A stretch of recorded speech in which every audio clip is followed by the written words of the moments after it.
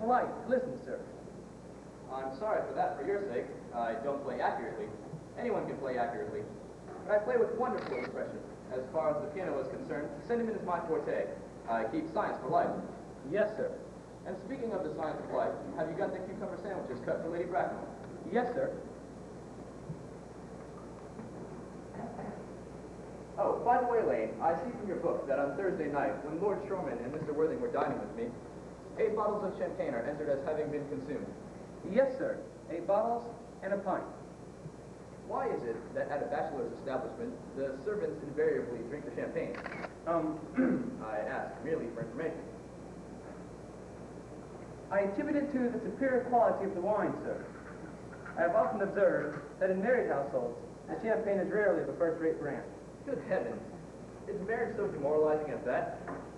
I believe it is a very pleasant state, sir. I've had very little experience with it myself, up to the present. I've only been married once. That was in consequence of a misunderstanding between myself and a young person. I don't know that I'm much interested in your family life, Lane. No, sir. It is not a very interesting subject. I never think of it myself. Very natural, I'm sure. That will do, Lane. Thank you. Thank you, sir. Lane's views on marriage seem somewhat lax. Really, if the lower orders don't set us a good example, what on earth is the use of them? They seem, as a class, have no sense of moral responsibility. Mr. Ernest Worthing. How are you, my dear Ernest? What brings you up to town? Oh, pleasure, pleasure. What else should bring one anywhere? Eating as usual, I see, Algy. I believe it is customary in good society to take some slight refreshment at 5 o'clock. Where have you been since last Thursday? In the country. What on earth do you do there? When one is in town, one amuses oneself. When one is in the country, one amuses other people. It is excessively boring. And who are the people you amuse? Oh, neighbors, neighbors. Got nice neighbors in your part of Shropshire? Perfectly horrid. Never speak to one of them.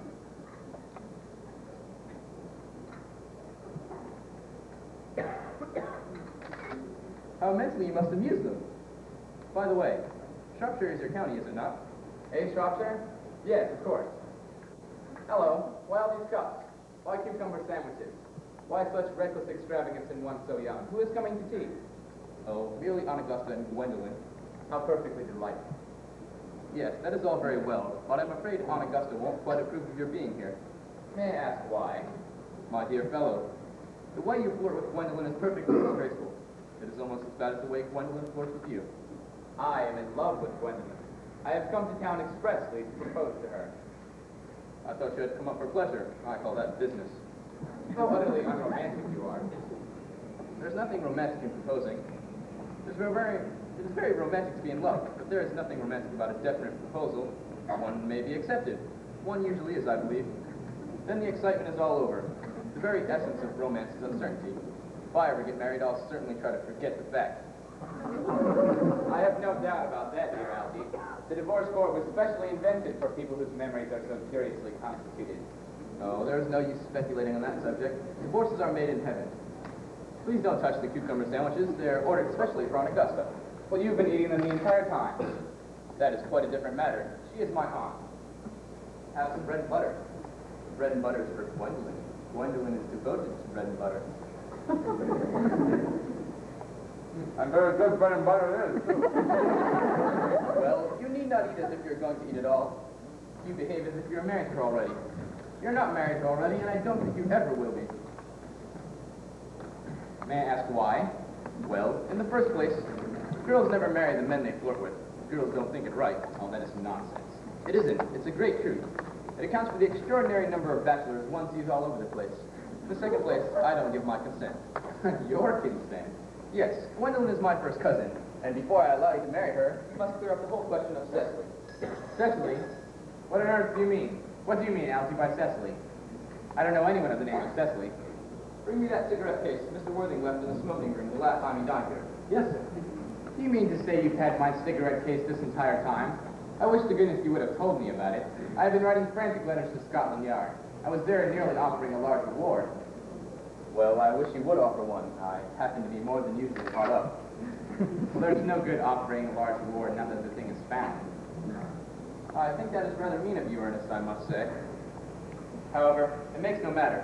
For now that I look at the inscription inside, I find that the thing isn't yours after all. Of course it's mine. You've seen me with it 100 times, and you've no right whatsoever to read what's inside. It's a very ungentlemanly thing to read a private cigarette case. Oh, it is absurd to have a hard and fast rule about what one should read and what one shouldn't. Half of modern culture depends on what one shouldn't read. I'm quite aware of that fact, and I don't propose to discuss modern culture. It isn't the sort of thing one should talk of in private. I simply want my cigarette case back. Yes, but this isn't your cigarette case. This is a present from someone of the name of Cecily, and you said you didn't know anyone of that name. Well, if you must know, Cecily happens to be my aunt. Your aunt? Yeah, charming old lady she is too. Lives at Tunbridge Wells. Just give it back to me, Algy. Yes, but why does she call herself Little Cecily if she is your aunt and lives at Tunbridge Wells? From Little Cecily with her fondest love. My dear fellow, what on earth is there in that? Some aunts are tall, some aunts are not tall. That is something surely an aunt may be allowed to decide for herself. You seem to be under the impression that everyone's aunt should be exactly like your aunt. That is absurd. For heaven's sake, give me back my cigarette case. Yes, but why does your aunt call you her uncle? From Little Cecily with her fondest love to her dear Uncle Jack. There is no objection, I admit, to an aunt being a small aunt. But why an aunt, no matter what her size may be, should call her own nephew her uncle? Besides, your name isn't Jack at all. It's Ernest. It isn't Ernest. It's Jack. You have always told me it was Ernest. I've introduced you to everyone as Ernest. You answered in the name of Ernest. You look as if your name was Ernest. You're the most earnest-looking person I ever saw in my life. It's perfectly absurd you're saying your name isn't Ernest. It's on your cards. Here's one of them.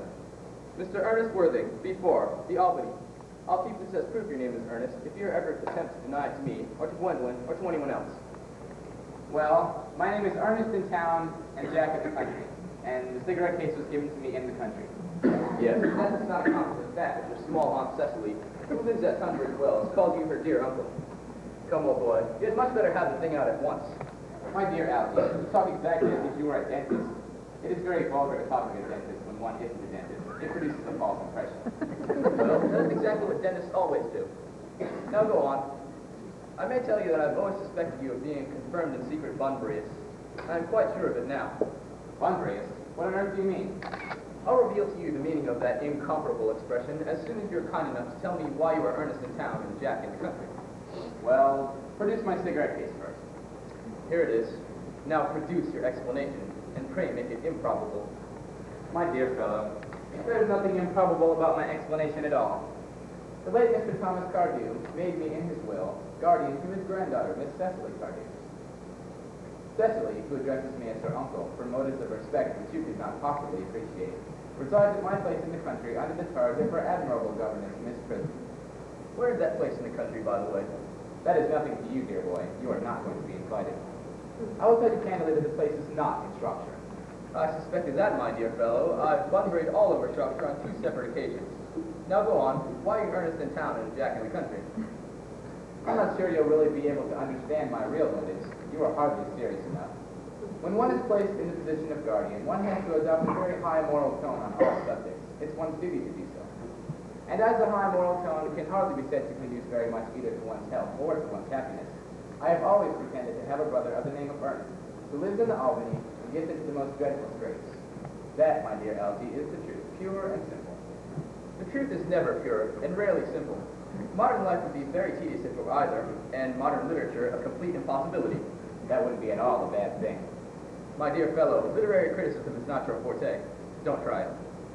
You should leave that to people who haven't been at a university. They do it so well in the daily papers. What you really are is a Bunburyist. I was quite right saying you were a Bunburyist, and I'm sure of it now.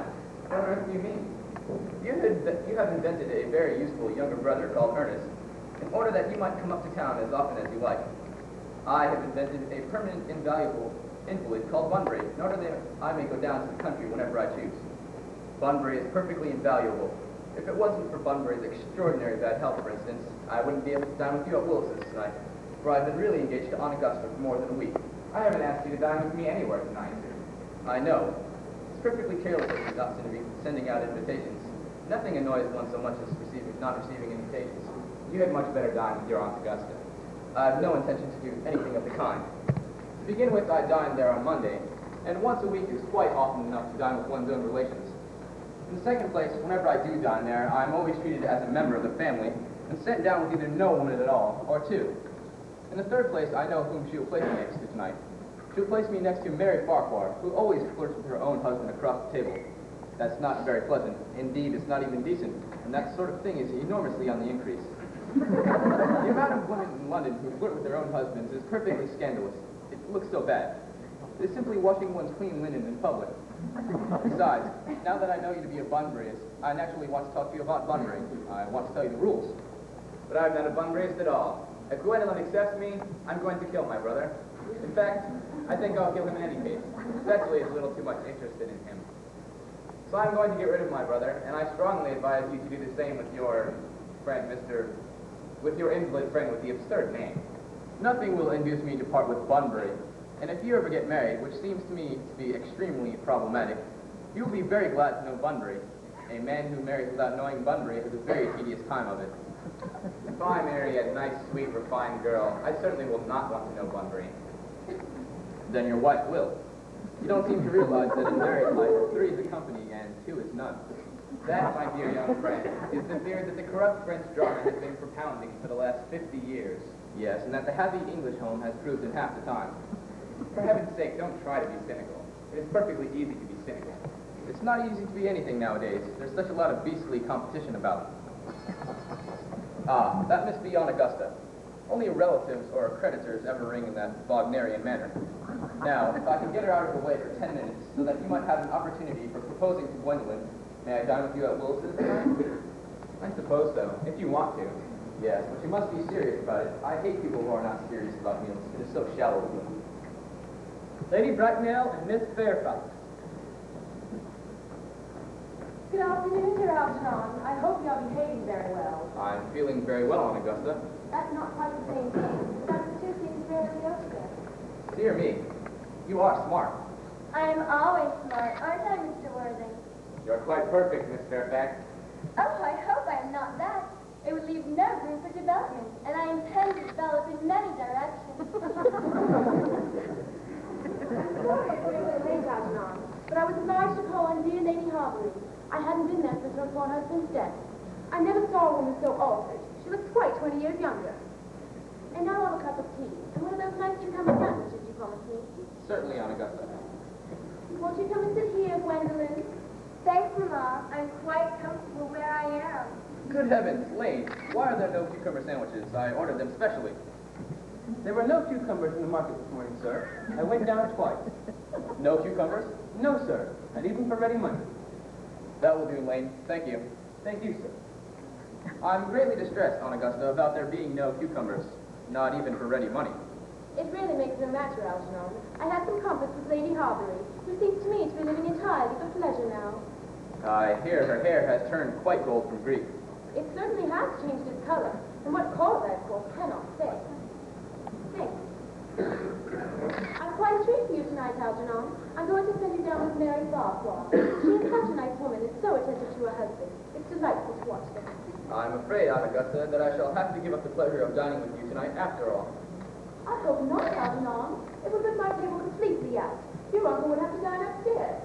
Fortunately, it's a custom. It is a great bore, and I need hardly say, a terrible disappointment. But the fact is, I've just had a telegram to say that my poor friend Bunbury is very ill again. It is very strange. Mr. Bunbury seems to suffer from seriously bad health. Yes, poor Bunbury is dreadful invalid. Well, I must say, Algernon, that I think it is high time that Mr. Bunbury made up his mind whether he was going to live or to die. This surely sounding with the question is absurd. Nor do I in any way think it's impossible to be invalid. I consider it moral. Illness of any kind is hardly a thing to be encouraged enough. Health is the primary duty of life. I won't tell him nothing to your poor uncle, but he never seems to take much notice as far as any improvement in his ailment goes. I should be much obliged if you would ask Mr. Bunbury from me to be kind enough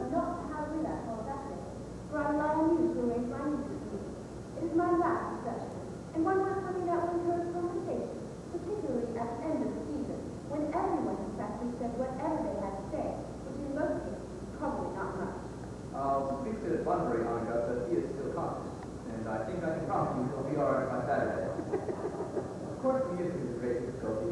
You see, if one plays good music, people don't listen. And if one plays bad music, people don't talk. But I'll run over the program on for now, so you'll kind of be coming to the next tune for a moment. Thank you, Algernon. It is very thoughtful of you. I'm sure the program will be right for after pure investigation. French songs I cannot possibly allow. You know what? People always think they are in public, and that feels shocked, which is vulgar, or loud, which is worse. But German sounds a very respectable language, and indeed I believe so. Gwendolyn, you will accompany me? Certainly, Mamma. Charming day, Miss Fairfax. Frankie, don't talk to me about the weather, Mr. Worthy. Whenever people talk to me about the weather, I always feel quite certain that they mean something else. And that makes me very nervous. I do mean something else. I thought so. In fact, I'm never wrong. And I would like to be allowed to take advantage of Lady Bracknell's temporary absence. I would certainly, but I do so. Mamma has a way of tripping back suddenly into a room that I've often had to speak to her about. Miss Fairfax, ever since I met you, I've admired you more than any other girl I've ever met since I met you. Yes, I'm quite aware of that. And I often wish that in public at any rate you'd be more demonstrative. For me, you've always had an irresistible fascination. Even before I met you, I was starving because of you. With this, I hope you know this worthy in an age of ideals. The fact is constantly mentioned in more expensive monthly magazines, and has reached the provincial pulpits, I'm told. And my ideal has always been to love the view of Earnest. There's something that made me inspire absolute confidence. From the moment Algernon first mentioned to me that he had a friend called Earnest, I knew I was destined to love you. You really love me, Gwendolyn? Passionately. Darling, you don't know how happy you've made me. My own Earnest. But you don't mean to say you could love me if my name wasn't Ernest. But your name is Earnest. Yes, of course it is. But supposing it was something else. You mean to say you couldn't love me then? Ah, that is clearly a metaphysical speculation. And like most metaphysical speculations, has very little reference at all to the actual facts of real life as we know them. Personally, darling, to speak quite candidly, I don't much care for the name of Ernest. In fact, I don't think the name suits me at all. It suits you perfectly. It is a divine name. It has a music of its own. It produces vibrations. Well, really, Gwendolyn, I think there are lots of other much nicer names. I think Jack, for instance, a charming name. Jack? No. There's very little music in the name Jack as any at all. It is not thrill. It produces absolutely no vibrations. Well, I have known several Jacks, and they all go exceptionally more than usually claim. Besides, Jack is notorious in that city for John, and I pity any woman who is married to a man called John. He would probably never be allowed to know the entrancing pleasure of a single moment's solitude. The only really safe name is Earnest. Gwendolyn, I must be christened at once. I mean, we must get married at once. Married, Mr. Worthy? Well, surely. You know that I love you, and you led me to believe, Miss Fairfax, that you're not absolutely indifferent to me. I adore you. But you haven't proposed to me yet. Nothing has been said at all about marriage. The subject has not even been touched on. Well, may I propose to you now? I think it would be an admirable opportunity. And in fairness, many possible disappointments, Mr. Worthy. I think it only fair to tell you quite frankly beforehand that I am fully determined to accept you. Gwendolyn, Yes, Mr. Worthy, what have you got to say to me? you know what I've got to say to you. Yes, but you don't say it. Gwendolyn, would you marry me? Of course I will, darling. How long you've been at it? I'm afraid you've had very little experience in how to propose. My only one. I have never loved anyone in the world but you. Yes, but men often propose to practice. I know my brother Gerald does. All my girlfriends tell me so. What wonderful blue eyes you have, Ernest. They're quite blue. I hope you will always look at me just like that, especially when there are other people present. Mr. Worthy, rise so that then I will come and talk to you at this moment. Mamma, I was begging you to retire. This is no place for you. Besides, Mr. Worthy is not quite finished yet. Finished what, may I ask?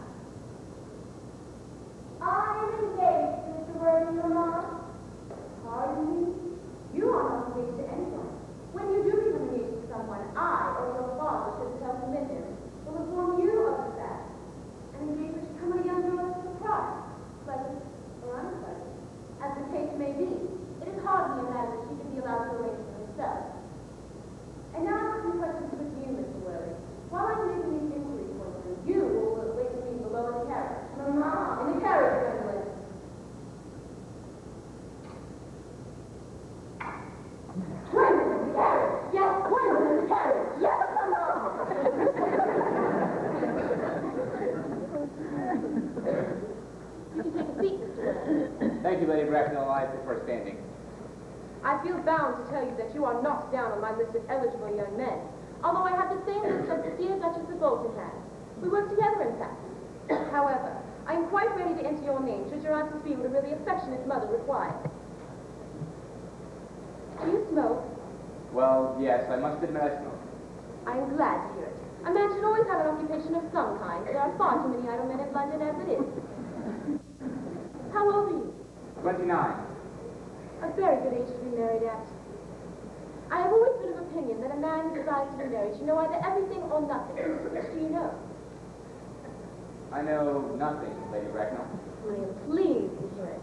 I do not approve of anything that tampers with natural ignorance. Ignorance is like a delicate exotic fruit. Touch it and the bloom is gone. The whole theory of modern education is radically unsound. Fortunately, in England at any rate, education produces no effect whatsoever. If it did, it would prove a bit serious danger to the upper classes and probably lead to acts of violence in Grosvenor Square. What is your income? Between £7,000 and £8,000 a year. In land or in investment? In investments, chiefly. That is satisfactory. What between the duties expected of one during one's lifetime and the duties exacted from one after one's death, land has ceased to be either a profit or a pleasure. It gives one position and prevents one from keeping it up. That's all that can be said about land. I do own a country house, with some land attached to it, of course, about 1,500 acres. But I don't depend on that for any of my real income. As far as I can make out, the poachers are the only people who make anything out of it. A country house? How many bedrooms? Oh, well, that's one you can clear up afterwards. You have a townhouse, I hope. A girl with a simple, unspoiled nature like Gwendolyn could hardly be expected to reside in the country. I do own a house in Belgrave Square, but it is let by the year to Lady Bloxham. Of course, I can get it back whenever I like at 6 months' notice. Lady Bloxham? I don't know her. Oh, she goes about very little. She is a lady considerably advanced in years. Nowadays, that is no guarantee of respectability of character. What number in Belgrave Square? 149. The unfashionable side. I thought there was something. However, that can easily be altered. Do you mean the fashion or the size? Both if necessary, I presume. What are your politics? I'm afraid I really have none. I am a liberal unionist. Oh, they count as Tories. They dine with us. Or in the evening, at any rate. And now to minor matters. Are your parents living? I have lost both my parents. Both? To lose one parent may be regarded as a misfortune. To lose both, well, that seems like carelessness. Who was your father? He was evidently a man of some wealth. Was he born in what the radical papers call the purple of commerce? Or did he rise from the ranks of the aristocracy? I'm afraid I really don't know. I said I lost my parents, Lady Bracknell. It would be nearer to the truth to say that they have lost me. I don't know who I am by birth. I was found. Found? Yes. The late Mr. Thomas Cardew, an old gentleman of a very kindly and charitable disposition, found me and gave me the name of Worthing because he had a first-class ticket for Worthing in his pocket at the time. Worthing is a place in Sussex. It's a seaside resort. Where did this charitable gentleman who had a first-class ticket to this seaside resort find you? Yes. A handbag? Yes, Lady Bracknell. A somewhat large, black leather handbag with handles to it. An ordinary handbag, in fact. Where did Mr. James or Thomas Cardew come across this ordinary handbag? In the cloakroom at Victoria Station. It was given to him as a mistake for his own. The cloakroom at Victoria Station? Yes, the bright line. The line of material. Mr. Worthing, I think that I am somewhat deluded by what you just told me. To be born or anyway bred in a handbag, whether it has handles or not, seems to me to display contempt for the ordinary decencies of family life that remind one of the worst successes of the French Revolution. And I presume you know what that unfortunate movement led to. As to the particular locality in which the handbag was found, a cloakroom at a railway station might serve to conceal a social indiscretion. Has probably indeed been used for that very purpose before now, but it can hardly be regarded as an assured basis for a recognized position in good society. Well, may I ask you what this happened to you then? I need hardly tell you I would do anything in the world to ensure Gwendolyn's happiness. I would strongly advise you, Mr. Worthing, to try and find some relations as soon as possible, and to make a definite effort at any rate to produce one parent of either sex before the season is quite over.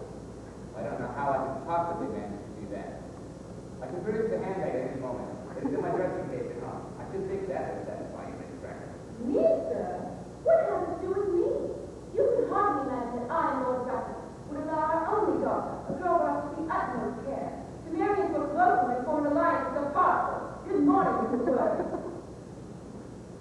morning.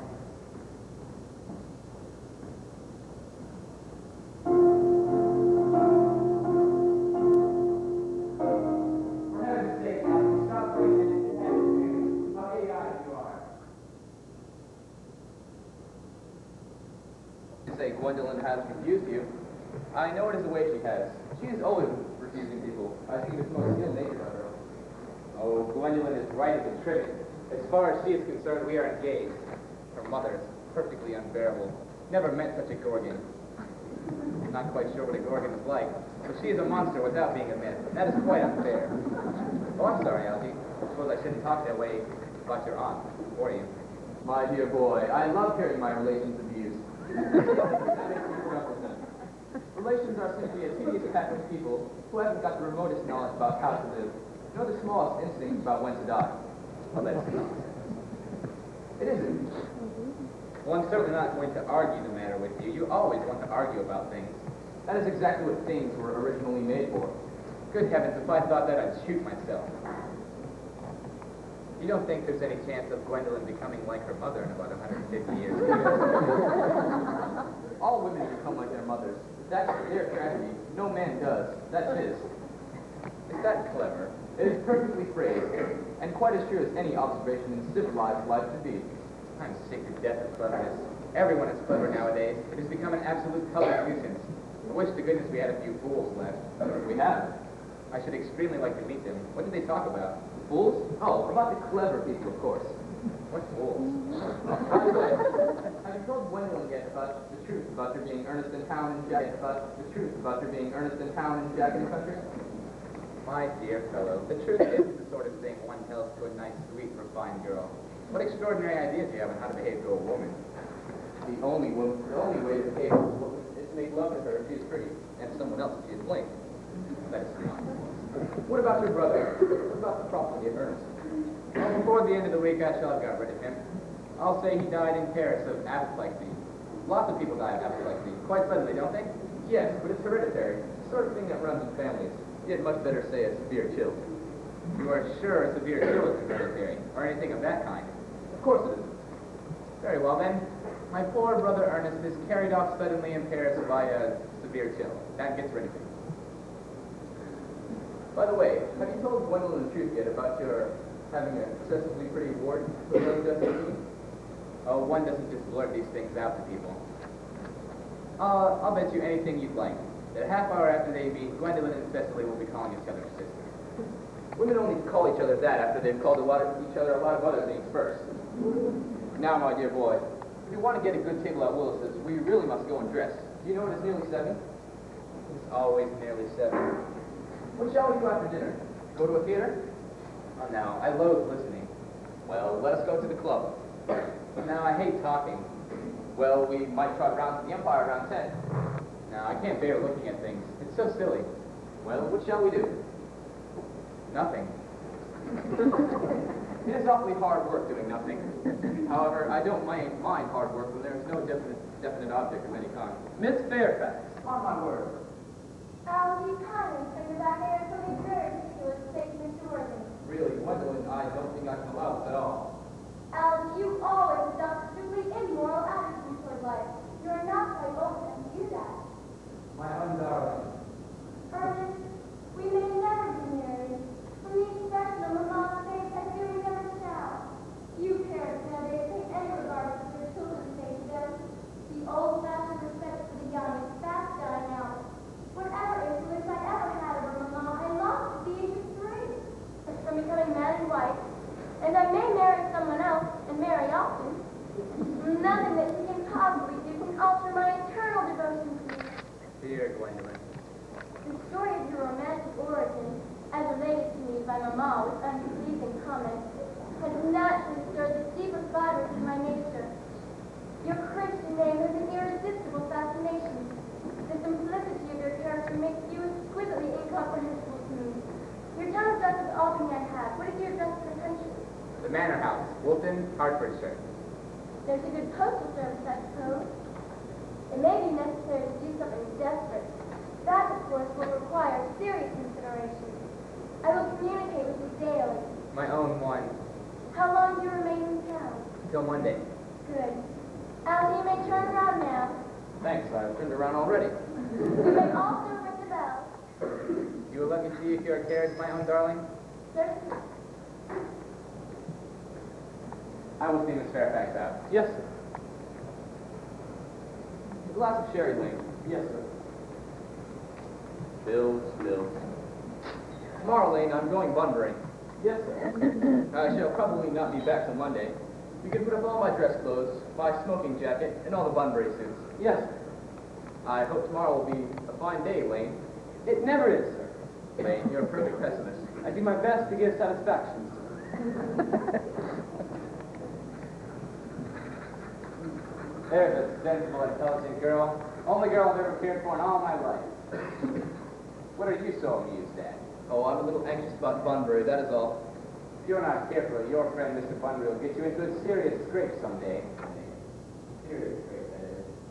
I love scrapes. They're the only things that are never serious. Well, that is not. You never thought anything was not. Nobody ever does.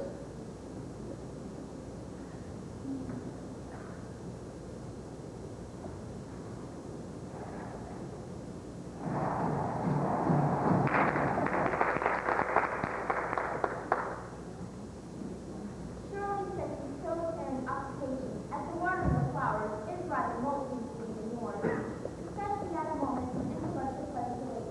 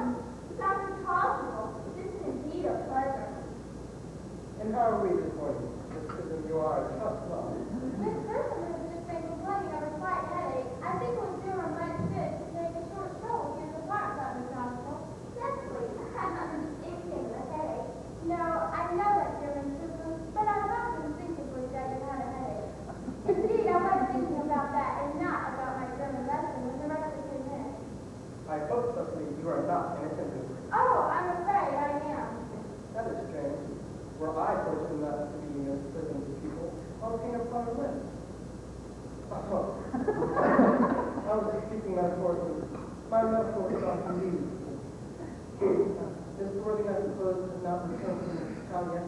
We did not expect it on this Monday afternoon. Oh, yes. He usually likes to spend his Sunday in London. He's not one of those whose sole aim is enjoyment at home concept. Unfortunate young man is sort of seems to me. But I shall not be serving Jerry or before you. Siberia? My name is Patricia, Doctor. It's possible we can really drop and take it on. I shall no doubt see you both at the new talk. I thank you, Doctor. I will have a stroll with you. I find I had a headache after all, and a long night yesterday. With pleasure, Miss Susan, with pleasure. We might go as far as the school tonight. That would be delightful. Especially, you will be your political economy in my absence. It's not from the fall religion, you may admit.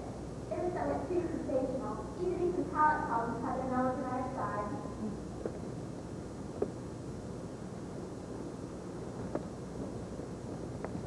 Horrid political economy, horrid democracy, horrid German. Mr. Ernest Word and Sister Wilson State. They both love you. Earnest, word, see, door, out in the garden. I suppose you better talk to the housekeeper about a ring for him. I've never met any really wicked person before. I feel rather frightened. I'm so afraid he'll look just like everyone else.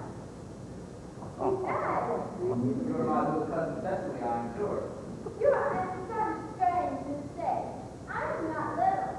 In fact, I believe I'm more than usually tall for my age. I believe I am more than usually tall for my age. But I am your cousin Cecily. You, I see from your card, are Uncle Jack's brother. My cousin Ernest. My wicked cousin Ernest. Oh, I'm not really wicked at all, Cousin Cecily. You mustn't think that I'm wicked. If you are not, then you're certainly been deceiving us all in a very inexcusable manner. I hope you have not been leading a double life, pretending to be bad, but really being good all the time. Well, that would be hypocrisy. Oh, of course I've been rather reckless.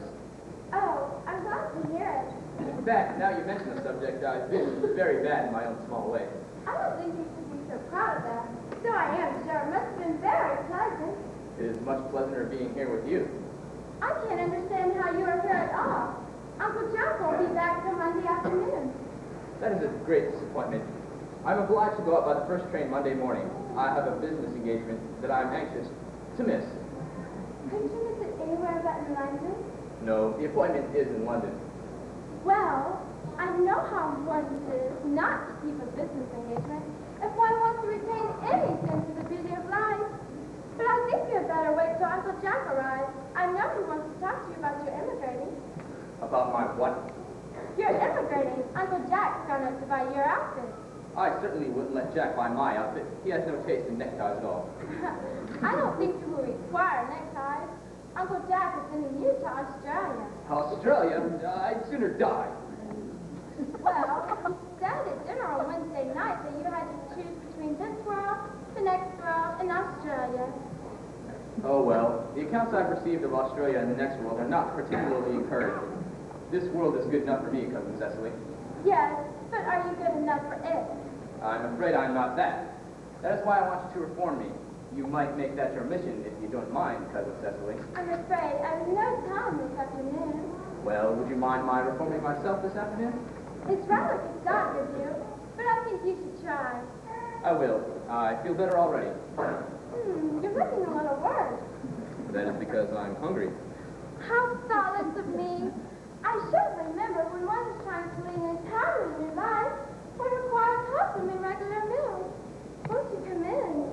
Thank you. Might I have a buttonhole first? I never have any appetite unless I have a buttonhole first. A Martial meal? No, I'd sooner have a pink rose. Why? Because you are like a pink rose, Cousin Cecily. I don't think it can be right for you to talk to me like that. Miss Prism never said such things.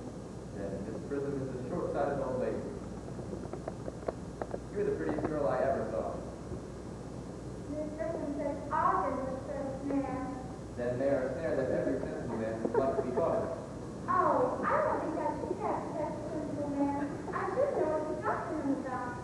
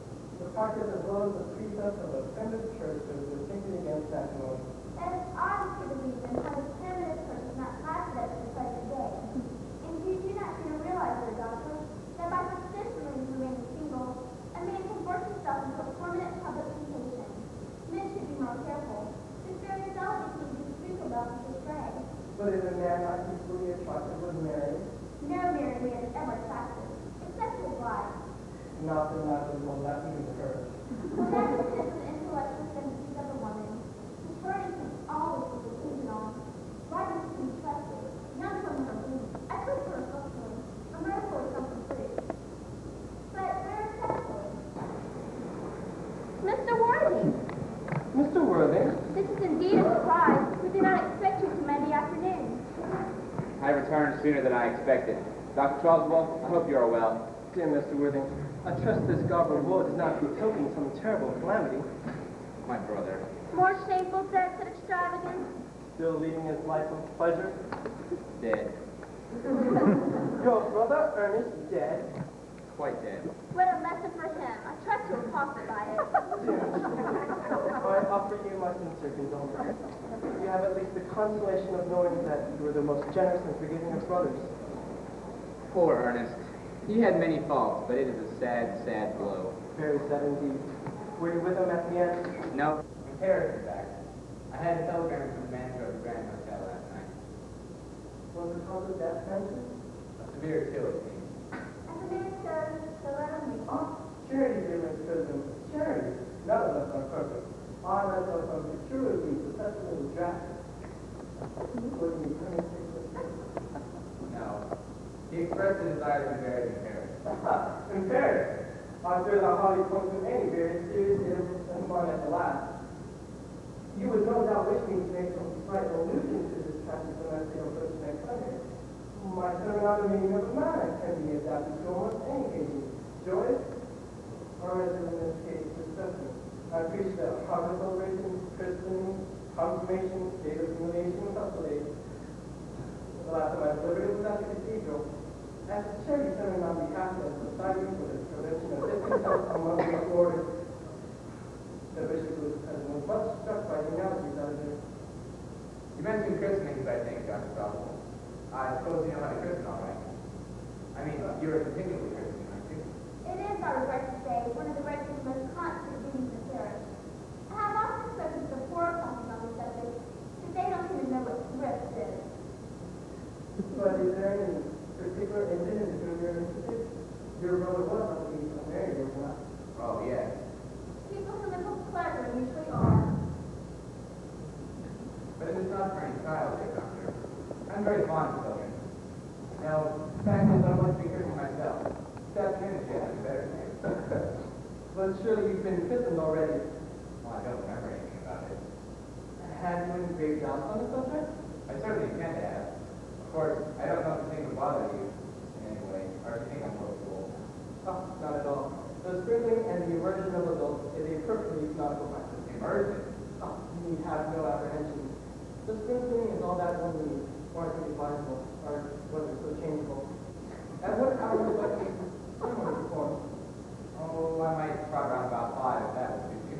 Oh, perfectly, perfectly. In fact, I have 2 similar ceremonies to perform at that time.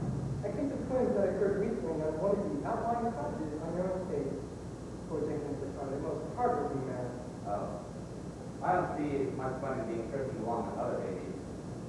I think it would be childish. Would 5:30 do? Oh, admirably, admirably. I will not intrude any longer into a house of sorrow. I would merely beg for you not to be too much bowed down by grief. Blessings to us, good as all are often blessings in this house. This seems to me a blessing of extremely obvious kind. Uncle Jack! Oh, I'm pleased to see you. But what hard clothes you've got on. Do go and change them. Carefully. My dear child. What is the matter, Uncle Jack? You look as if you had a toothache, and I've got such a surprise for you. Who do you think is in the dining room? Your brother. Who? Your brother Ernest. He arrived about a half an hour ago. What nonsense. I haven't got a brother. Oh, don't say that. However badly you may have treated you in the past, he's still your brother. You couldn't be so heartless as to disown him. I'll tell him to come out. And you will take hands with him, won't you, Uncle Jack? These are very joyful tidings. After we had all been resigned to his law, his sudden return seems to me purely distressing. My brother is in the dining room. I don't know what it all means. I think this is perfectly absurd. Good heavens. Brother John, I've come down from town to tell you that I'm very sorry for all the trouble I've given you, and that I intend to lead a better life in the future. You're not going to use your own brother's hand. Nothing will induce me to take his hand. I think his coming down here disgraceful. He knows perfectly well why. Uncle Jack, do be nice. There's some good in everyone. me about his poor invalid friend, Mr. Bunbury, who he goes to visit so often.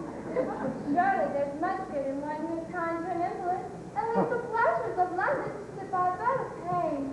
Oh, he's been talking to you about Bunbury, has he? Yes, in Mr. Bunbury's poor state of health. Well, I won't have him talk to you about Bunbury, or about anything else for that matter. It's enough to drive one perfectly frank. Of course, I admit that the faults were all on my side, but I must say that I think Brother John's coldness to me is peculiarly painful. I expected a more enthusiastic welcome, especially considering this is the first time I've come here. Uncle Jack, if you don't shake hands with Ernest, I will never forgive you.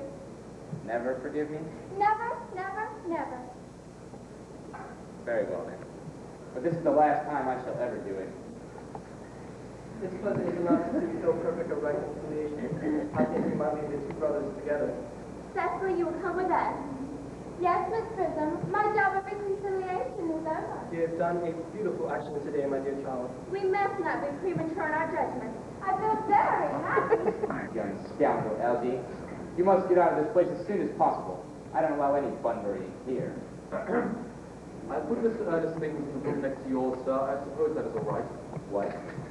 Mr. Ernest's luggage, sir. I have unpacked it and placed it in the room next to yours.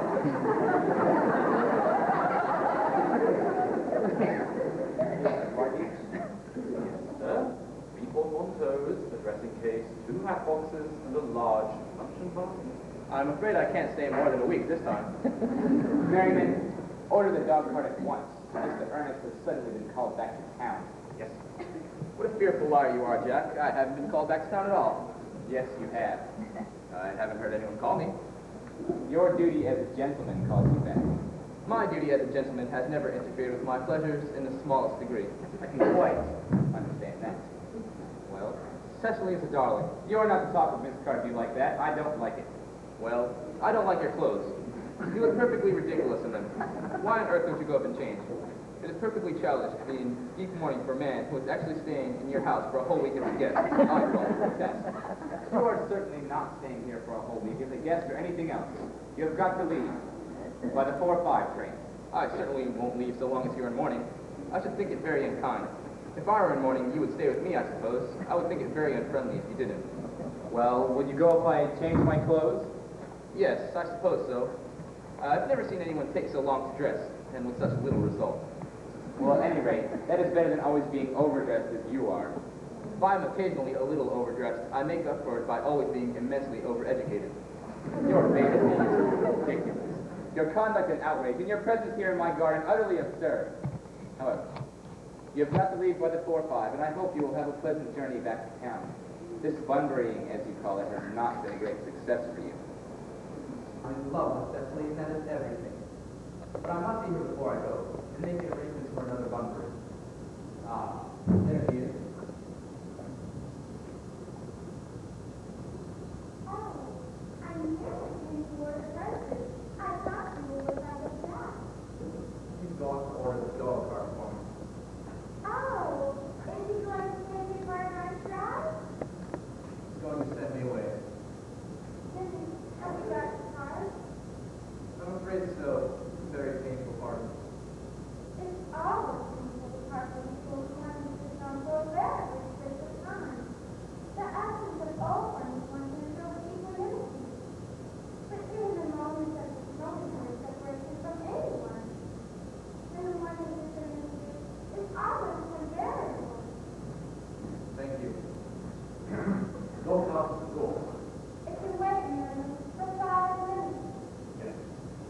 Cecily, I shall provide for the venue by stating quite frankly and openly that you seem to me to be the visible personification of absolute perfection. Your prejudice does you great credit, Ernest. If you will allow me, I will copy your remarks into my diary.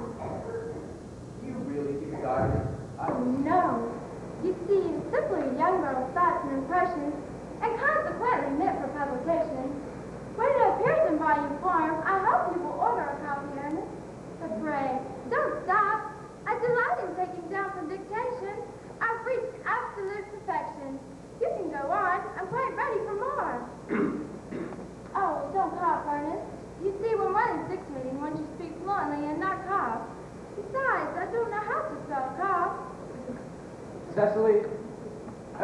first look upon your wonderful and incomparable beauty, I dared to love you wildly, passionately, devotedly, hopelessly.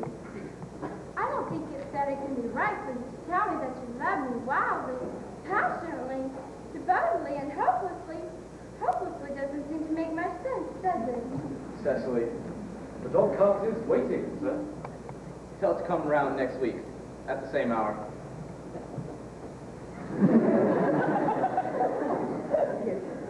Uncle Jack would be very agitated if he knew you were staying until next week, at the same hour. Oh, I don't care about Jack. I don't care about anybody in the whole world but you. I love you, Cecily. You will marry me, won't you? You silly boy, of course. Why, we've been engaged for the last 3 months. For the last 3 months. Yes, it will be exactly 3 months on Thursday. But how did we become engaged?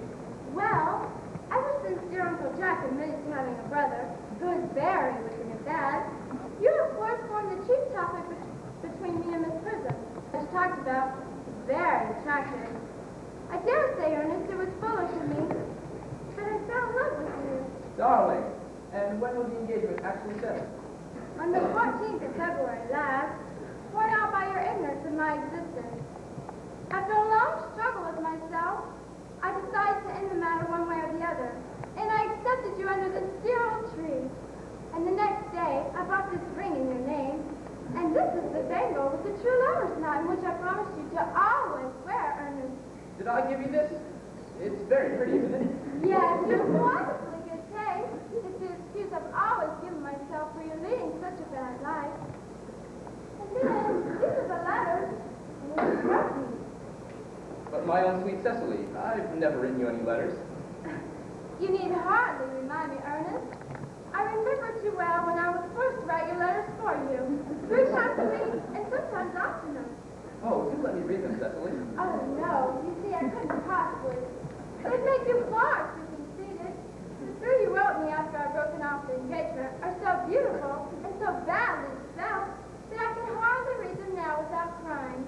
But was our engagement ever broken off? Of course. On the 22nd of March last. You can see the entry if you like. Today, I broke off the engagement with Earnest. I felt it was best to do so. However, the weather still continues charming. So what had I done? I had done nothing. I'm very much hurt indeed to hear you had broken off the engagement, especially when the weather was so charming. It would have hardly been a true engagement if it wouldn't have been broken off at least twice. But I forgave you before the week was out. What a perfect angel you are, Cecily. You dear romantic boy. I hope your hair shines naturally. Yes, darling. A little help from others. I'm so glad. You won't break off our engagement again, Cecily. Oh, no, I don't think I could possibly do that, now that I've actually met you. Besides, of course, there is the question of your name. Yes, of course. You mustn't laugh at me, Ernest, but it has always been a girlish dream of mine to love someone whose name was Ernest.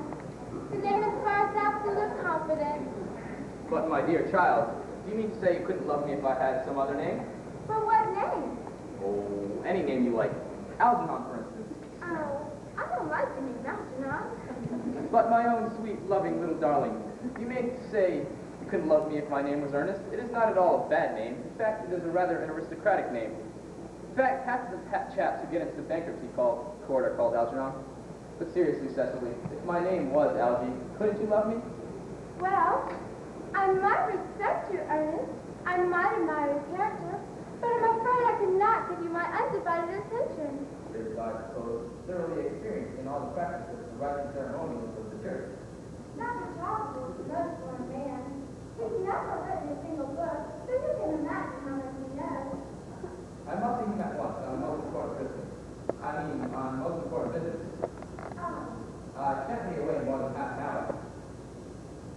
well, considering that we've just been engaged since February 14th, and that today I actually met you for the first time, I find it rather hard to leave such a long period of time as half an hour. Could you take 20 minutes? I'll be back in no time.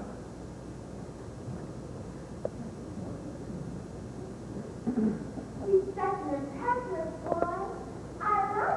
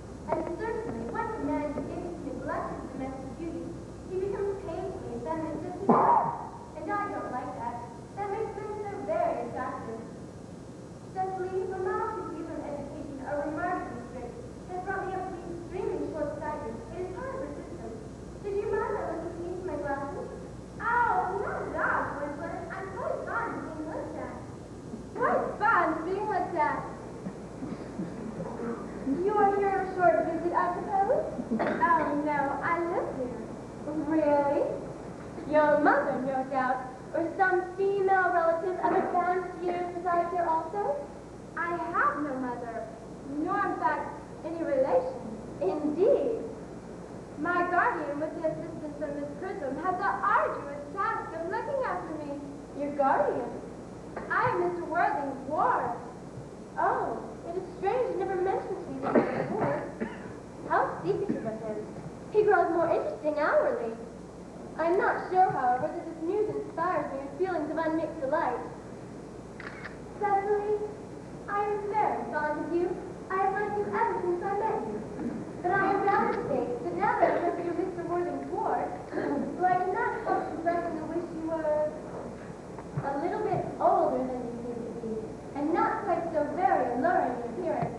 In fact, if I may speak candidly, pray do, I feel that when one has anything unpleasant to say, one should be quite candid. Well, to speak with perfect candor, Cecily, I wish you were fully 42, and more than usually plain for your age. Ernest has a strong, upright nature. He is the very soul of truth and honor. Disloyalty to him would be as impossible as deception. But even men of the most noble possible moral character are extremely susceptible to the influence of the physical charms of others. Modern, no less than ancient history, supplies us with many most painful examples of what I refer to. Well, if it were not so, history would be quite unreadable. I beg your pardon, Boynton. Did you say Ernest? Yes. Oh, but it's not Mr. Ernest Worthing who's my guardian. It's his brother, his elder brother. Ernest never mentioned to me that he had a brother. I'm sorry to say they have not been on good terms for a long time. Ah, that accounts for it. And now that I think of it, I've never heard any man mention his brother. The subject seems distasteful to most men. Cecily, you've lifted a load from my mind. I was growing almost anxious. It would have been terrible if any cloud had come across a friendship like ours, would it not? Of course, you are quite sure that it is not Mr. Ernest Worthing who is your guardian? Quite sure. In fact, I'm going to be his. I beg your pardon. Dearest Gwendolyn, there is no reason why I should keep it a secret from you. The county newspaper is sure to chronicle the fact next week. Ernest and I are engaged to be married. My darling, Cecily, I think there must be some slight error. Mr. Ernest Worthing is engaged to me. The announcement will appear in the Morning Post on Saturday at the latest. Dearest Gwendolyn, you are under some misconception. Why, Ernest proposed to me exactly 10 minutes ago.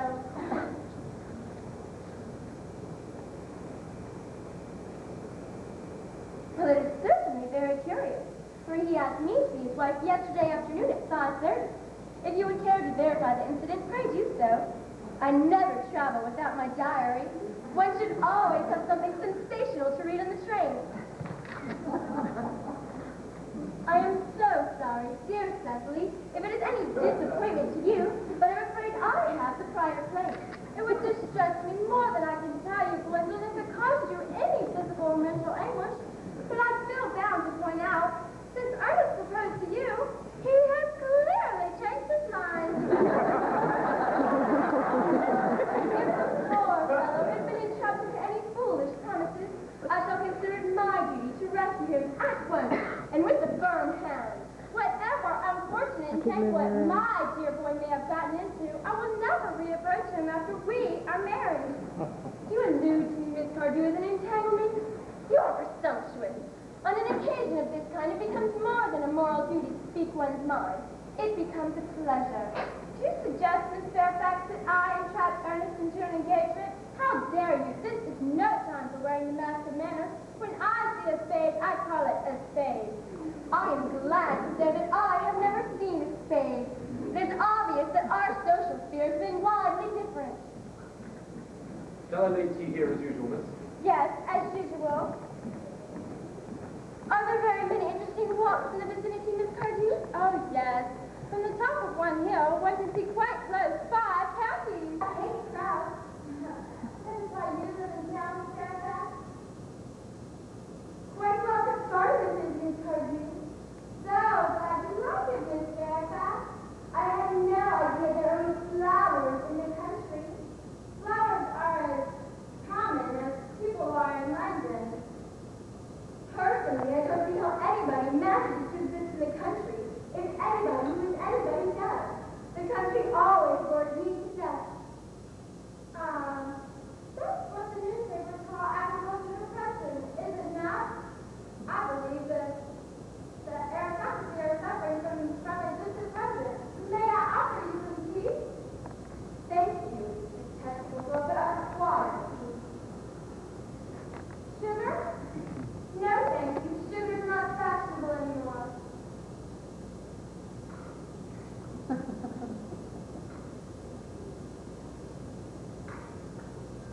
Cake or bread and butter? Bread and butter, please. Cake is rarely seen in the best houses nowadays. And that's Mrs. Fairfax.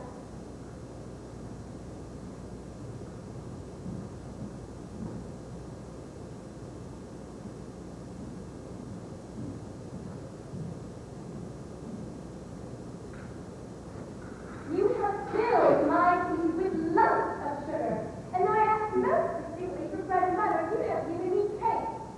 I am known for the gentleness of my disposition and the extraordinary sweetness of my nature, but I warn you, Miss Cardew, you may go too far. To save my poor, innocent, trusting little boy from the machinations of any other girl, there are limits which I would not go. From the moment I saw you, I distrusted you. I thought you were bold and peaceful. I never believed in such matters. My first impressions of people are invariably right.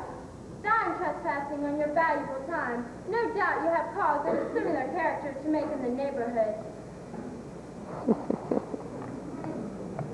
Ernest, my own Ernest. Gwendolyn, darling. A moment. May I ask if you're engaged to be married to this young lady? The sweet little Cecily? Of course not. What could have put such an idea into your pretty little head? Thank you, you may. I knew there must be some misunderstanding. The gentleman whose arm is around your waist is my guardian, Mr. John Worthing. I beg your pardon? That is Uncle Jack. Jack! Oh! Here is Ernest. My own love. A moment, Ernest. May I ask, are you engaged to be married to this young lady? What young lady? Good heavens, Gwendolyn. Yes, the good heavens, Gwendolyn. I mean, Gwendolyn. Of course not. Who could have put such an idea into your pretty little head? Thank you, you may. I thought there was some slight error, Miss Cardew. The gentleman who is now embracing you is my cousin, Mr. Algernon Moncrief. Algernon Moncrief! Oh, are you called Algernon? I cannot deny it. Is your name really John? I could deny it if I liked. I could deny anything if I liked. My name certainly is John. It's been John for years. A gross deception has been practiced on us. My poor, wounded Cecily, my sweet, wrong Gwendolyn. You will call me sister, will you not? An admirable idea. Mr. Worthing, there's just one question I would like you permitted to put to you. Where is your brother Ernest? We are both engaged to be married to your brother Ernest. So it is of some importance that we know where your brother Ernest is at present. Gwendolyn, Cecily, it is very painful for me to be forced to speak the truth. In fact, this is the first time in my life I've ever been reduced to such a painful position. And I'm quite inexperienced in doing anything of the kind. But I will tell you quite frankly that I have no brother, Ernest. I have no brother at all. I have never had a brother all my life, and I certainly have not the smallest intention of ever having one in the future. No brother at all? No, Have you never a brother of any kind? never. Not even of any kind. I'm afraid it is quite clear, Cecily, that neither of us is engaged to be married to anyone. It's certainly not a very pleasant situation for a young girl to find herself in, is it? Let us go into the house. They will hardly register master us there. No, men are so cowardly, aren't they? This, as you say of things, is what you call bunburying, I suppose. Yes, and a perfectly wonderful bunbury it is. The most wonderful bunbury I've ever had in my life. Well, you've no right whatsoever to bunbury here. That is absurd. One has the right to bunbury anywhere one chooses. Every serious bunbury knows that. Serious bunbury. Good heavens. One must be serious about something if one wants to have any amusement in life. I happen to be serious about bunbury. What on earth you are serious about, I haven't the remotest idea. About everything I can fancy. You have such an absolutely trivial nature. Well, the only small satisfaction I get out of the whole of this wretched business is that your friend Mr. Bunbury is quite exploded. You won't be able to run down this country quite as often as you used to here, Elsie. And quite a good thing, too. Your brother is a little off color, isn't he, dear Jack? You won't be able to disappear to town quite so frequently as your wicked custom was, and not a bad thing either. And as for your conduct towards Miss Cardew,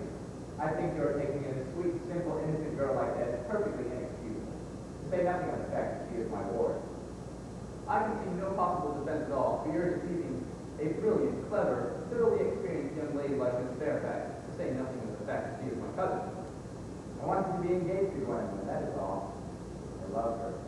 Well, I simply wanted to be engaged successfully. I adore her. Well, there is certainly no chance of your marrying Miss Cardew. I don't see much likelihood, Jack, of you and Miss Fairfax being united. Well, that is no business of yours.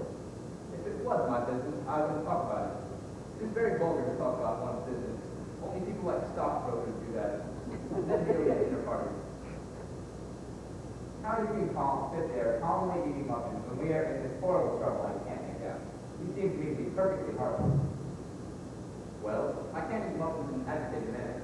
The butter would probably get on my cups. One should always eat muffins quite calmly, since the only way to eat them. I'd say you're eating muffins at all is perfectly harmless under the circumstances. When I'm in trouble, eating is the only thing that consoles me. Indeed, when I'm in really great trouble, as anyone who knows me intimately will tell you, I refuse everything except food and drink. At the present moment, I'm eating muffins because I'm happy. Besides, I'm particularly fond of muffins. That is no reason why you should eat them all in that greedy way. I wish you would have tea cake instead. I don't like tea cake. Good heavens. I suppose a man may eat his own muffins in his own garden. But you have just said it was perfectly harmless to eat muffins. Oh, I said it was perfectly harmless to you under the circumstances. That is quite a different thing. That may be, but the muffins are the same. Algie, I wish to goodness you would go. You can't possibly go without asking me to have dinner. I never go anywhere without having dinner. It is perfectly absurd. Only vegetarians do that. Besides, I've just made arrangements with Dr. Charleswell to be christened at 5:45, under the name of Earnest. My dear fellow, the sooner you give up that nonsense, the better. I have made arrangements myself with Dr. Charleswell to be christened at 5:30, and I naturally will take the name of Earnest. Gwendolyn would wish it. We can't both be christened Earnest. It's absurd. Besides, I have a perfect right to be christened if I like. There's absolutely no evidence at all that I have ever been christened by anybody. In fact, I think it extremely probable that I never was, and so did Dr. Charleswell. It is quite different in your case. You have been christened already. Yes, but I've not been christened for years. Yes, but you have been christened. That's important. Quite so. So I know my constitution can stand it. If you're not sure about your ever have been christened, I think it is imperative that I say it is rather dangerous you're venturing upon it now. It might make you very unwell. You can have hardly forgotten that someone very closely connected with you was very nearly carried off in Paris this week by a severe chill. Yes, but you said yourself that a severe chill was not hereditary. It used to be, I know, but I dare say it is now. Well, that's nonsense. You're always talking nonsense. Jack, you're at the muffins again. I wish you wouldn't. There are only 2 left. Besides, I told you I'm particularly fond of muffins. But I hate tea cake. Why then do you allow tea cake to be served up to your guests? What ideas do you have in hospitality? Algie, I wish to goodness you would go. I already asked you to go. Why don't you go? I have...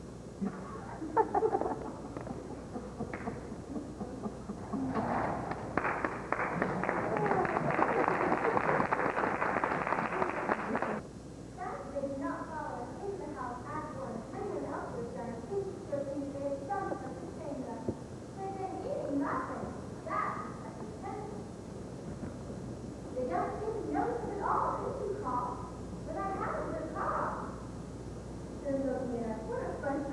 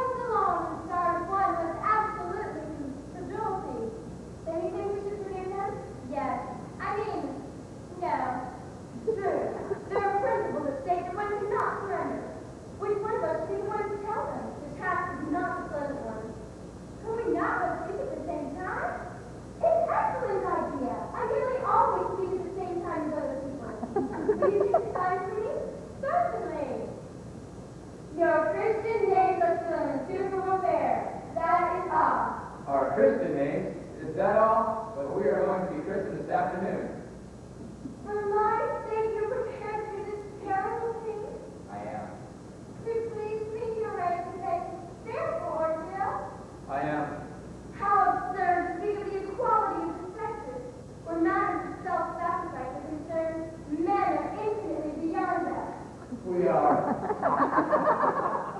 Their mother's a physical character which we women know nothing of. Darling. Darling. Lady Brack. Good heavens. What does this mean? Merely that I am engaged, Mr. William Lamar. Come to me. Sit down. Sit down immediately. Hesitation of any kind is a sign of mental decay in the young, of physical weakness in the old. Apprised, sir, of my daughter's sudden flight by her trusty maid, whose confidence I purchased by means of a small coin, I followed her at once by a luggage train. Her unhappy father is, I am glad to say, under the impression that she is attending a more than usually lengthy lecture by the University Extension Scheme on the influence of a permanent income on thought. I do not propose to undeceive him. Indeed, I have never undeceived him on any question. I would consider it wrong. But of course you must clearly understand that all communication between yourself and my daughter must cease immediately from this moment. On this point, as indeed on all points, I am firm. But I'm engaged to be married to Gwendolyn, Lady Bracknell. You are nothing of the kind, sir. And now it's about Algernon. Algernon? Yes, Augusta. May I ask you to visit this house or into the friend Mr. Bunbury resides? Oh, though Bunbury does not live here, Bunbury is somewhere else at present. In fact, Bunbury's dead. When did Mr. Bunbury die? His death was extremely sudden. Oh, I killed Bunbury this afternoon. I mean, Bunbury died this afternoon. What did he die? Oh, he quite exploded. Exploded? Was he the victim of a revolutionary outrage? I was not aware that Mr. Bunbury was interested in social legislation. If so, he is well punished for his forbidden. My dear Augusta, I mean, he was found out. The doctors found out that Bunbury could not live. That is what I mean. So Bunbury died. He seems to have had great confidence in the agreement of this position. I'm glad, however, that he made up his mind, at any rate, to some definite course of action and act as a proper measure of advice. And now that he's got rid of Mr. Bunbury, may I ask Mr. Webb, who is that young person whose hand my nephew Algernon is now holding in what seems to me a most peculiarly unnecessary manner? That lady is Miss Cecily Cardew, my ward. I'm engaged to be married to Cecily, Augusta. I beg your pardon. Algernon and I are engaged to be married. I do not know if there is anything peculiarly exciting in the air in this particular part of Hertfordshire, but the number of engagements that goes on seems to me considerably above the proper amount that statistics have laid down for our guidance. I think some preliminary inquiry on my part would not be out of place. Mr. Wells, is Miss Caldwell connected with any of the larger railway stations in London? I merely desire information. Until yesterday, I had no idea that Sackville families or persons whose origin was determined. Miss Cardew is the granddaughter of the late Mr. Thomas Cardew of 149 Belgrave Square, Southwest, Dorking, Surrey, and Diaspora, Fifeshire, NB. That is not satisfactory. Three persons always inspire confidence, even in tradesmen. But what signifies their authenticity? I have carefully preserved the court guides of the period. They are open to your inspection, Lady Bracknell. I have no strange errors in that publication.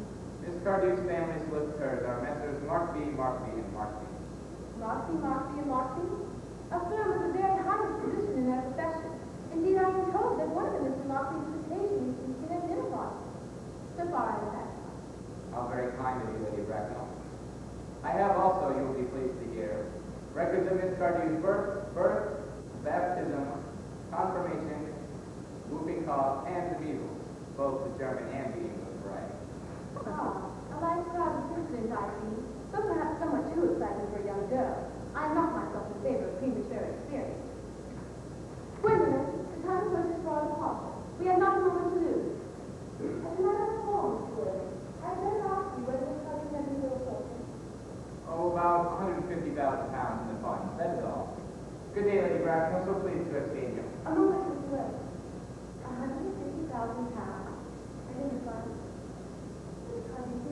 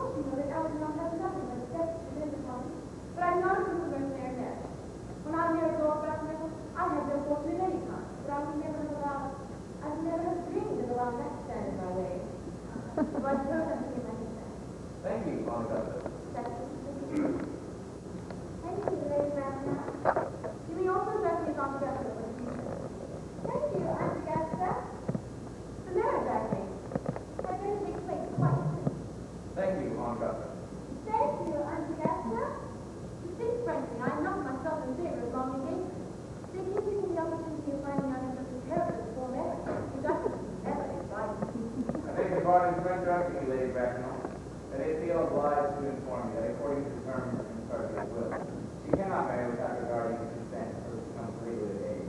And that consent I absolutely decline to give. I'll tell you what's grounds may I ask. Algernon is an extremely, I may almost say an ostentatiously elderly young man. He has nothing, but he has everything. What more can I desire? I have had to speak frank with you about your nephew, Lady Bracknell. But the truth is, I don't approve of his character. I suspect him of being untruthful. Untruthful? My nephew Algernon? Impossible. He's not so.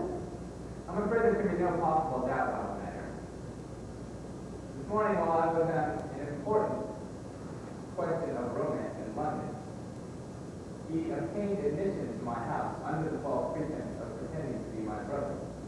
Under this assumed name, he drank, I have been informed by my butler, an entire pint bottle of my Perrier Jouet Brut 89, a wine I was specially reserving for myself. Continuing his disgraceful deception, he succeeded in the course of the afternoon in alienating the affections of my only ward. He subsequently stayed to tea and devoured every single muffin. And what makes this conduct all the more disgraceful is that he has known all along that I have never had a brother, and that I certainly have not the smallest intention of ever having one in the future. I told him so myself yesterday afternoon. Mr. Worthing, after careful consideration, I decided entirely to go with my nephew's conduct. How very generous of you, Lady Bracknell. My own decision, however, is unalterable. I decline to give my consent. Come here, dear child. How old are you, dear?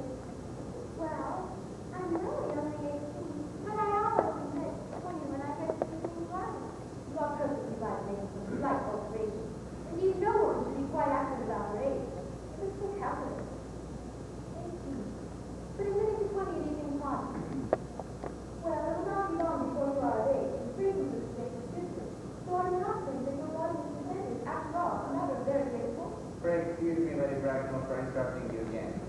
But according to the terms of her grandmother's will, Miss Cardew is not legally of age until she is 35. That does not seem to be a very grave objection. 35 is a very attractive age. Present society is full of women at the very highest term, who have of their own free choice to make 35 a year.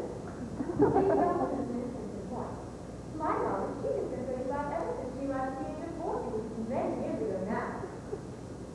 I see no reason why our dear little Cecily should not be even still more attractive at the age of 20 than she is at present. There will be a large accumulation of possible. Could you wait for me till I was 35? Of course I could. You know I could. Yes, I don't mean secretly, but I couldn't wait all that time. I hate waiting even 5 minutes for anybody. It makes me rather cry. I'm not comfortable myself, I know, but I do like 24 hours to another. And waiting, even to be married, quite as the husband. Then what is to be done, Cecily? I don't know, Mr. Moncrief. My dear Mr. Worthing, Mrs. Cardew has positively stated that she cannot wait until she is 35. A remark which I am bound to say seems to me to show a rather impatient nature. I would beg you to consider your opinion. But Lady Bracknell, the matter is entirely in your own hands. The moment you consent to my marriage with Gwendolyn, I will most gladly allow your nephew to form an alliance with my ward. You must be quite aware that once proposed, out of the question. Then a passionate celibacy is all that any of us has to look forward to. That is not destiny I suppose with Gwendolyn. Algernon is forced to choose for himself. Come, dear, we have been spotted across 6 trains already. To miss any more might expose us to comment on the platform. Everything is quite ready for the festival. The christening, sir? Is not that somewhat premature? Both these gentlemen are presently in immediate desire for baptism. At their age? The idea is grotesquely irreligious. Algernon, I forbid you to be baptized. I will not hear of such excesses. Lord Bracknell would be highly displeased if he was to learn that that was the way to waste your time and money. Am I to understand then that there is to be no christening at all this afternoon? I don't think that, as things are now, Dr. Constable, it would be of much pressure value to either of us. I am grieved to hear such sentiments from you, Miss Worthing. They favor of the heretical views of the Anabaptists, views which I completely refuted in 4 of my unpublished sermons. However, as news seems to be one particularly effective, I I will return to church at once. Indeed, a few of them have just informed me about the last hour and a half. Miss Prism has been waiting for me in the vestry. Prison? Did I hear you mention this prison? Yes, Lady Martha. I'm on my way to join her. Pray not to detain for a moment. This mandate would be more vital force to go rather than myself. Is this the prison of female with repellent aspect? Remotely connected to education? She is the most cultivated of ladies, and he's very picture of respectability. He's always the same person. May I ask what position you hold in your household? I'm so good now. Miss President Lady Bracknell has been for the past 3 years. This guardian esteems government and values companion. It's frightful, I hear, but I must see her at once. Let me send her. She approaches, she is not. I was told you expected your lecture this minute. I had been waiting for you there for an hour and 3/4. Prism! Come here, Prism. Prism, where's that baby? Yes, you left Lord Russell's house. Number 104 on Grosvenor Street. In charge of the grounding. Came here the mail set. Never returned.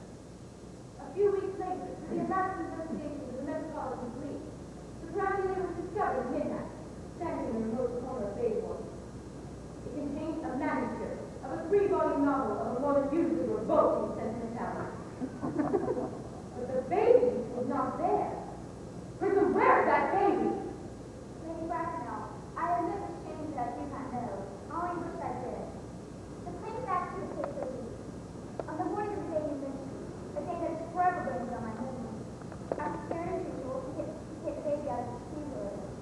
I had also written into an old, unfinished handbag, in which I had a printed place manuscript of a work of fiction that I had written to my few and occupied album. In a moment of mental abstraction, which I never could forgive myself, I deposited the manuscript in the bassinet, with the baby in the handbag. But where did you deposit the handbag to contain that infant? Can I ask you, Mr. Warden? Miss President, this is a matter of no small importance to me. I demand to know where you placed the handbag. I left at the cloakroom, of one of the largest railway stations in London. What railway station? Victoria. To brighten mine. I must retire to my room for a moment. Gwendolyn, wait here for me. If you're not too long, I will wait here for you all my life. Strange coincidences are not supposed to occur. It's hardly a mistake. I'm strangely agitated. Your guardian has a very emotional nature. This noise is really unpleasant. It sounds as if you were having an argument. I dislike arguments of any kind. They are always vulgar and often convincing. It is stopped now. I wish we could write a some conclusion. This suspense is terrible. I hope it will last. Is this the handbag, Miss President? Examine it carefully before you speak. The happiness of more than one life depends on your answer. It seems to be mine. Yes, here is the injury it received with the upsetting the Flower Street omnibus on Neighborhood Passage today. And here is the scene alignment caused by the explosion at the Temperance Beverage, an incident that occurred during the session. And here is the loss of my initials.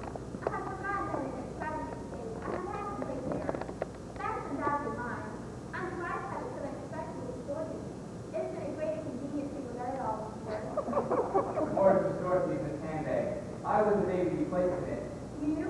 Yes, mother! Mr. Warden, I am married. I'm married. I do not deny the serious blow. But who has the right to catch one who has suffered? Cannot repentance wipe out an act of folly? Why should there be one law for men and another for women? Mother, I forgive you. Mr. Warden, they are the ladies and places you really are. Lady Bracknell, I seem inquisitive, but would you kindly tell me who I am? I am afraid that the news that I have to read will not altogether please you. You are the son of my forces in this small creek, and consequently Algernon's elder brother. Algy's elder brother? Then I do have a brother, after all. I knew I had a brother. Cecily, how could you have ever doubted that I had a brother? Gwendolyn, my unfortunate brother. Dr. Caldwell, my unfortunate brother. Miss Prism, my unfortunate brother. Algy, you young scoundrel, you ought to treat me with more respect in the future. You've never treated me like a brother in all your life. Well, not to say, old boy, I admit. I did my best, however, though without practice. My own. But what own are you? What is your Christian name now that you've become someone else? Good heavens, I had quite forgotten that point. Your decision on the subject of my name is irrevocable, I suppose. I never changed except in my affections. What is that one? Did you have fun tonight? The matter had best be cleared up at once. Augusta, a moment. At the time when I was placed in the handbag, had I been christened already? Every love unit running goodbye, including Christmas, had been lavished upon us by your fond children. And I was christened. That is settled. Now, what name was I given? Let me know the worst. Well, being the eldest son, you were naturally christened after your father. Yes, but what was my father's Christian name? I do not recall at the present moment what the general Christian name was. But I have no doubt he had one. He was eccentric, I admit, but only in later years.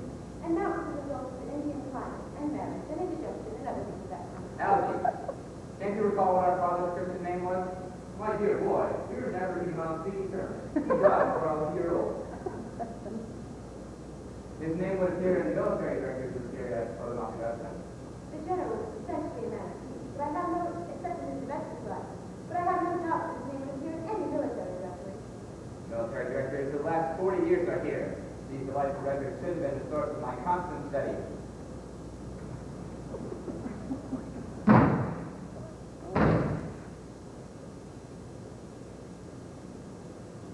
Yes, M. General. Malum, Maximum, Magley, yes, the names they have. Marcy, Magsby, Moss, Moncrief, Lieutenant, 1840. Catherine, Lieutenant Colonel, Colonel, General, 1869. Christian name, Earnest, Ernest John.